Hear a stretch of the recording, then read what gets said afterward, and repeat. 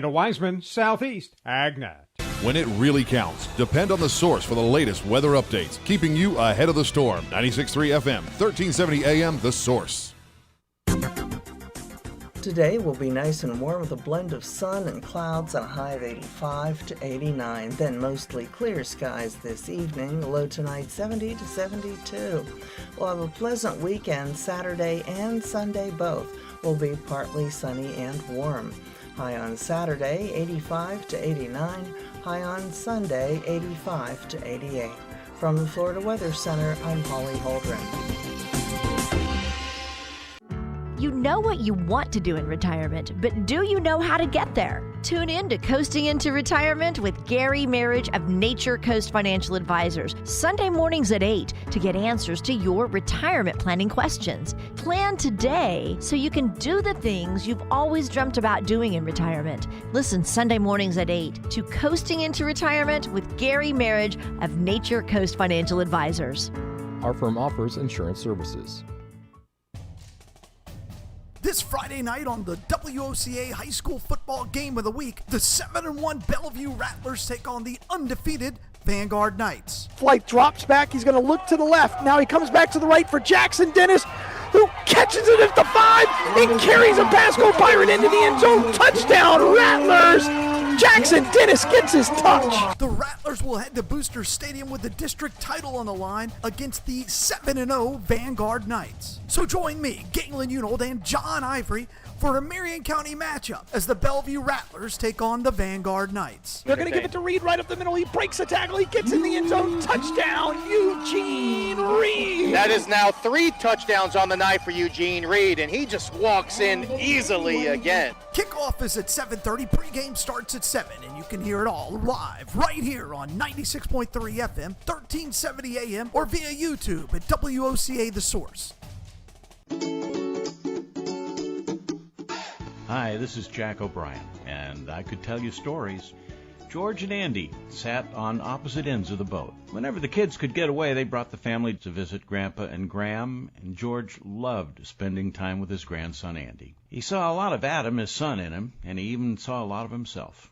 The way Andy took off his ball cap to scratch his head, and the way he rolled his eyes, and even the way he stood with one knee bent and his hands in his pockets. Those were all mannerisms that George had perfected a generation before Andy arrived. "You still think you have worm on there, buddy?" Andy answered without looking over. "Pretty sure. You might want to check it. These bass in Lake Harris are tricky.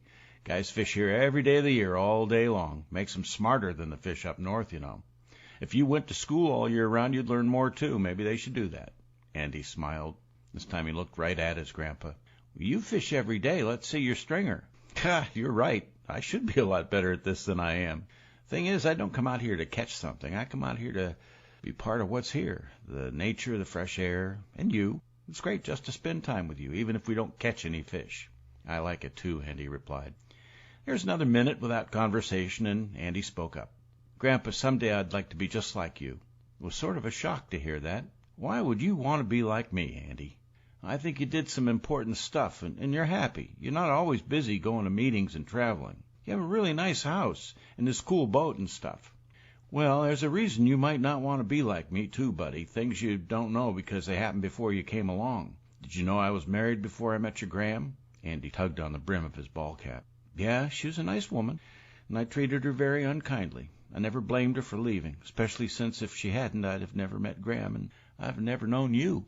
"But you fought in the war, right?" "Yeah, but not because I wanted to. I mean, they didn't give me a choice. The draft, it's called, and it's like legal kidnapping. They take you and they give you a rifle and they put you in a jungle where other guys are shooting at you. You're really stuck there until time comes to go home or where you get shot. I thought everyone just went because, I don't know. Well, we all went because we love our country, but we didn't love the idea of maybe dying for it.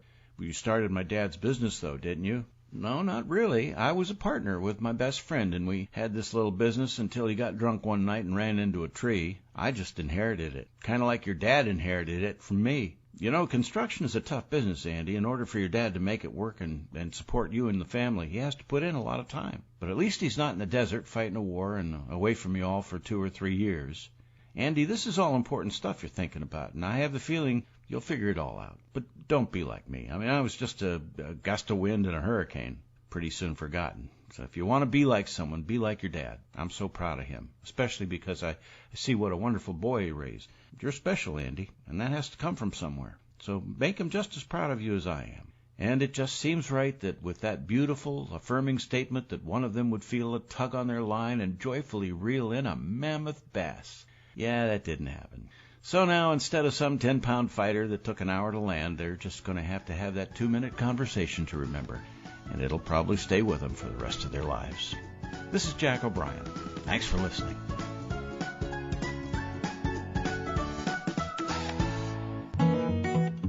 Like what you've just heard? I Could Tell You Stories with Jack O'Brien is brought to you by Brick City Digital. Hi, I'm Michael Warren, and at Brick City Digital Marketing, we believe every business has a great story to tell. Our job is to help your business tell your story in a way that brings more customers to your door. We help small businesses just like yours with web design, social media, SEO, video, and more. Visit us online at brickcity.com or call 352-351-1131 for a free consultation. This is Ocala Talks with Tom Schmidt, bringing stories that are important to our community in and around Ocala. Plus, of course, a splash of sports as well. Now, here's your host, Tom.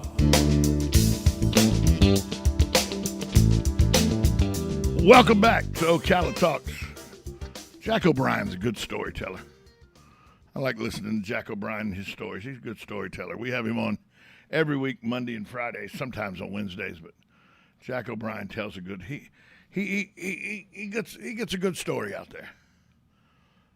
Speaking of stories, the FBI has confirmed that human remains found at a park in Northport, Florida, are those used through dental records. They are the remains of Brian Laundrie, the person of interest in his girlfriend Gabby's death as they were on a cross-country trip.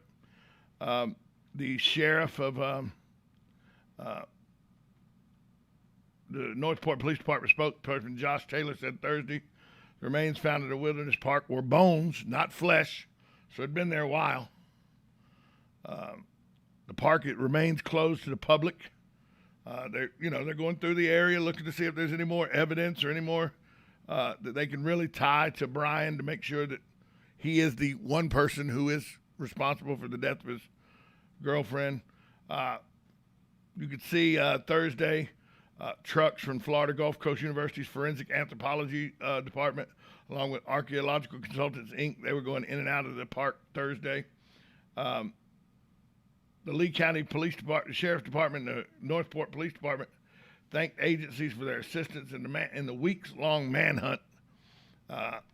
Lee County Sheriff Carmine Marcino said Thursday he applauds his staff and the staff of the Northport Police, plus the people who are the crime scene investigators and the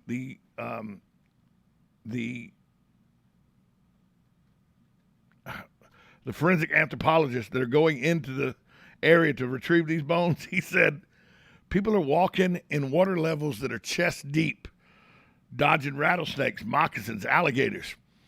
They didn't even bat an eye. They said, we have a job to do, and they went to do it. So, kudos to the men and women of the Northport Police Department, the Lee County Sheriff's Office, and the FBI for doing their job and getting in there, even though it's sounds like a dangerous condition with chest-level water, rattlesnakes, moccasins, alligators. But they've used dental records to say that Brian Laundrie is definitely the body that they found in the park. This story here caught me a little off guard. See, story about Umatilla. Man in Umatilla has been arrested. This is the closest we're going to get to dumb crook news, but this isn't really dumb crook. This is sad accounts of where neighbors are. A man's been arrested and accused of fatally shooting his neighbor. The victim is James Taylor. He was shot at least once in the chest with a .22 caliber rifle. This according to the Marion County Sheriff's Department. The firearm was found in his yard. Arrested for the murder, Clifton Bliss, 58. He's being held without bail Thursday at the Marion County Jail. Charged with second-degree murder. When detectives went to the house out on southeast 258th Avenue Road on Wednesday to investigate the shooting, one of the detectives, John Lytle, interviewed a woman who was inside the home with Taylor when the deadly encounter unfolded. She said there was a knock on the door. They looked outside. Taylor saw Bliss standing there with the rifle in his arm. That's right. Come knocked on the door, had the rifle in his arm. Taylor then went outside when Bliss threatened to shoot their cat, which apparently had, I guess, wandered onto Bliss's property. Taylor then went looking for the cat. Bliss followed him. Taylor stopped and said, why would you shoot my cat? Why don't you get off my property? The woman said then Bliss just shot Taylor in the chest. She said there was no physical altercation before the shooting. After the shooting, the woman said Taylor asked her for help and Bliss just left. A neighbor said she saw the victim down in his own front yard. She didn't witness the shooting, though. She saw a woman trying to perform CPR on the man. So the 911 was called. There were also two men who were in a vehicle who had passed by the situation, saw the victim on the ground. They stopped and asked Taylor if he's okay. Taylor's words were, "No, I'm dying." Wow. Bliss had left the scene, but he returned before deputies arrived. Bliss indicated there had been a physical altercation over a cat. The victim had instigated the fight. The men told detective he didn't believe Bliss, who he described as a hothead, who frequently argues with neighbors in and around the area and always carries a gun.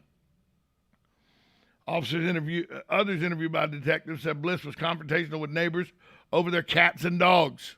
He was always making, statements about keeping them off my property and everything. Lytle said he spoke to Taylor's wife, who was at work when her husband was fatally shot. Bliss had called her at work. After he shot her husband, he called her at work, said, "Your husband beat me up over the cat, so I shot him." So there's an admission that he shot him. Bliss was taken into custody without incident and transported to the jail. He declined to talk with detectives. He was appointed a public defender, and no bond was set. That's going to the extreme right there, folks. I don't like your cat on my property. Where's my cat? I'm going to find my cat. There was an argument. Now, was there a physical altercation or not? Stories are conflicting. But a lot of the neighbors say that the suspect, Bliss, was a hothead who always had problems with his neighbors. You shoot a man in the chest and kill him over a cat? I don't know. That seems a little out there to me. But that happened to Umatilla on Wednesday. Wow, right here in our backyard. You just never know. We're going to take a break, come back with more on Ocala Talks, 1370 AM, 96.3 FM, WOCA, The Source. Pasture mowing, 352-629-2440. A few of our tractor services include bush hogging, disking, and rototilling. We also have zero-turn mowers for the smaller paddocks, aisleways, fence rows, and lawn care. Fence row spraying is also available for weed control. We are family-owned and operated, licensed and insured, and farm-ready. Howell Gene, Gene, @yahoo.com, 352